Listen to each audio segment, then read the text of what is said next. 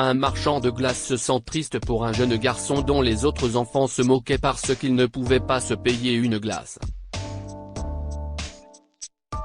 Le lendemain, il décide de l'inviter dans le magasin où il travaille, et le jeune garçon ne se doutait pas de la surprise que le vendeur allait lui réserver. Peter Wilkinson est resté longtemps sur le trottoir, serrant dans sa main quelques billets d'1 $. Devant lui se trouvait un marchand de glace, et Peter était impatient de s'en procurer, mais il se demandait s'il en aurait les moyens. Néanmoins, le jeune garçon s'est approché du vendeur et a glissé les billets à travers la vitre. « Je peux avoir quelque chose avec ça ? N'importe quel parfum de glace ferait l'affaire, » dit-il. Le vendeur fronça les sourcils. « Si est tout ce que tu as sur toi, mon garçon ? $2 ? » Peter acquiesce et le vendeur soupire. « Je suis désolé, mais tu ne peux rien obtenir à ce prix. De plus, si est bientôt l'heure de la fermeture, alors reviens demain avec assez d'argent, d'accord ? » « S'il vous plaît, non, » supplia Peter. « J'en ai besoin. Pourriez-vous me donner quelque chose, s'il vous plaît ? Écoute, petit, ce n'est pas possible. Maintenant, bouge, » dit-il en repoussant Pierre. Si est alors qu'un groupe de garçons mangeant des glaces commence à se moquer de Pierre parce qu'il n'a pas les moyens d'en acheter une. « Eh, tu veux ma glace ? Je viens de la lécher 2 fois. Si est une bonne affaire pour seulement $2. » Il rigola et un autre garçon fit de même. Je ne comprends pas pourquoi les gueux comme lui ont le droit de faire leurs courses dans les mêmes magasins que nous. Pourquoi ne retournes-tu pas dans ton quartier pauvre pour acheter une glace à un pauvre vendeur ? Le marchand de glace, John, a remarqué que les garçons se moquaient de Peter, mais il ne pouvait rien faire pour l'aider. Son patron ne le laisserait pas s'en tirer s'il offrait des glaces gratuites à qui que ce soit et le réprimanderait également pour cela. Il a donc fermé son magasin en silence et est rentré chez lui. Pendant ce temps, les yeux de Pierre se sont remplis de larmes lorsque les enfants se sont moqués de lui, mais il n'a pas riposté. Il a essuyé ses larmes avec ses manches et s'est enfui. Ce jour-là, en rentrant chez lui, John passa par une ruelle et, par coïncidence, il revit Pierre. Mais cette fois-ci, Pierre n'était pas seul. Jean remarqua Pierre avec une petite fille et l'entendit s'excuser auprès d'elle. « Je suis désolé, Lindsay, » dit-il. « L'argent que maman nous a donné n'était pas suffisant pour acheter une glace, mais je te promets que je t'en offrirai une la prochaine fois. Ton prochain anniversaire sera très grandiose. » Mais Lindsay ne voulait pas croire aux paroles de Peter. « Mais je voulais vraiment une glace, Peter, » dit-elle, les yeux remplis de larmes. « Tu m'as promis que tu me l'achèterais. Je suis désolé. » Peter baissa la tête, embarrassé. « Rentrons à la maison. Maman doit nous attendre. » Alors que Jean écoutait leur conversation, son passé défila devant ses yeux. Il se souvient avoir été à la place de Pierre lorsqu'il était enfant. Lorsque John était petit, sa famille vivait au jour le jour et pouvait à peine se permettre un repas par jour. Quand John a dit à son frère aîné, Dylan, à quel point il avait faim après ce seul repas, Dylan a pris un emploi à temps partiel dans un restaurant pour s'assurer que John ne dormirait jamais le ventre vide. Le patron de Dylan était un homme méchant qui le grondait et le frappait même s'il faisait une erreur, mais Dylan n'a pas quitté son emploi car il avait promis à John qu'il n'aurait plus jamais faim.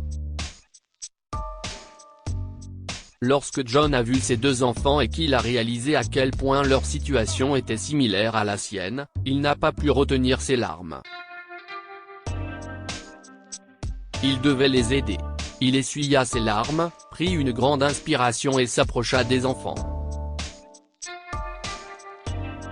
Oh, si est-ce toi, s'exclama-t-il en s'approchant d'eux, faisant semblant de les avoir rencontrés par hasard. N'es-tu pas le même garçon qui est venu dans mon magasin il y a quelque temps ? Demanda-t-il à Pierre. Ce dernier acquiesça. Oui, et vous avez dit que vous ne pouvez rien me donner, alors pourquoi perdez-vous votre temps maintenant ? Nous partons.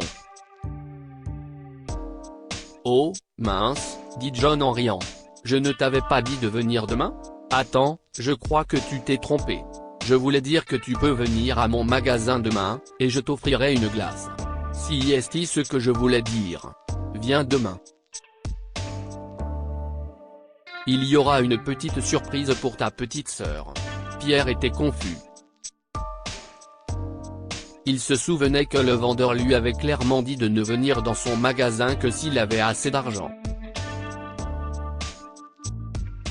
Cependant, la petite Lindsay était très enthousiaste. Oui. Nous pourrons manger une glace demain, Pierre. Youpi. Elle se mit à sauter de joie. Le lendemain, lorsque les enfants sont venus au magasin de John, ils n'ont pas cru leurs yeux. Le magasin était décoré de gros ballons et avait belle allure. John leur a fait visiter le magasin, leur a appris à faire de la glace et leur a fait goûter gratuitement différents parfums. Les enfants étaient ravis et ont remercié John, qui avait les larmes aux yeux en voyant le bonheur sur les visages des enfants. Tu fais un travail incroyable en tant que grand frère, a-t-il dit à Peter alors que Lindsay était occupée à dévorer une glace à la fraise. Tu peux être fier de toi. Alors que les enfants terminaient leur glace et se préparaient à partir, John leur a donné un pot de glace. Profitez-en aussi avec votre famille et revenez en redemander, leur a-t-il dit. À ce moment-là, les enfants qui s'étaient moqués de Pierre sont revenus au magasin. Ils furent choqués de voir Pierre tenir un grand pot de glace. Tu l'as supplié pour l'avoir ? L'un des garçons sourit à Pierre. Nous savons que tu ne pourras jamais te l'offrir, loser. À ce moment-là, John est sorti du magasin, les mains sur la taille. Et qu'est-ce ce qui te fait dire ça ? Si est un visiteur spécial.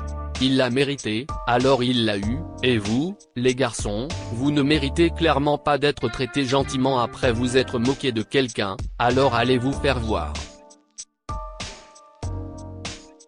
Je ne vous donnerai rien, sale gosse. Rentre à la maison, Peter. Ta mère doit t'attendre, dit Jean en se tournant vers Pierre, qui le salua et rentra chez lui, heureux, avec Lindsay. Au fond de lui, Jean savait que son supérieur le réprimanderait pour avoir offert des glaces gratuites à Pierre et à Lindsay, mais il avait déjà un plan pour l'éviter. Il a décidé de payer la glace gratuite de sa poche. Après tout, il n'y a rien de tel que le bonheur d'aider quelqu'un dans le besoin et d'égayer sa journée. John le savait bien et il se sentait incroyablement heureux après avoir aidé Peter et Lindsay. Que pouvons-nous apprendre de cette histoire ? Aider quelqu'un, si est génial, n'est-ce pas ? Essayons de le faire souvent. Jean était un homme bon dont le cœur était touché par les enfants pauvres qui n'avaient pas les moyens de se payer une glace. Il a décidé de les aider, et il savait à quel point c'était merveilleux. Vous récolterez ce que vous avez semé. Le karma ne laissera pas passer vos erreurs. Les garçons qui se sont moqués de Pierre parce qu'ils n'avaient pas les moyens d'acheter une glace ont eu ce qu'ils méritaient. Ils avaient l'argent pour acheter de la glace, mais Jean a refusé de leur en vendre. Partagez cette histoire avec vos amis. Elle pourrait égayer leur journée et les inspirer.